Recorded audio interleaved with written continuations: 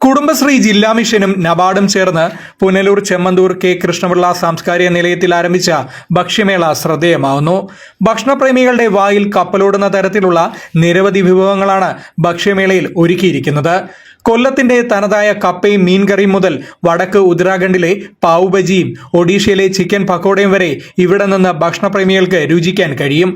ഫെബ്രുവരി 15 വരെ രാവിലെ 9:30 മുതൽ രാത്രി 9 വരെ നീളുന്ന മേള പുനലൂരിന് പുതിയ രുചിക്കൂട്ടുകളാണ് സമ്മാനിക്കുന്നത്.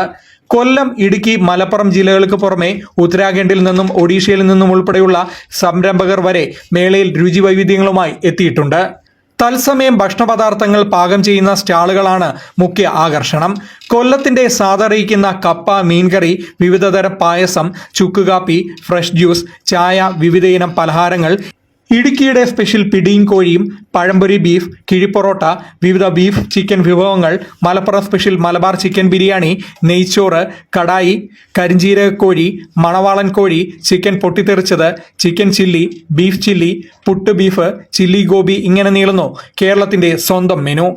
പാൻ ഇന്ത്യൻ വൈവിധ്യത്തിനായി ഉത്തരാഖണ്ഡിന്റെ special pav bhaji, spring potato, chicken noodles, chicken fried rice, chicken momos, panipuri, vada pav, ഒഡീഷയുടെ chicken pakoda, egg bhurji, egg roll, chicken roll തുടങ്ങിയവയും മേളയിലുണ്ട്.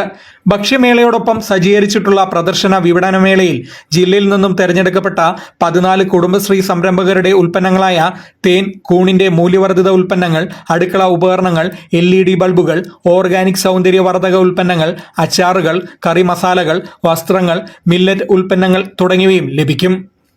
Fox TV news, Punalur.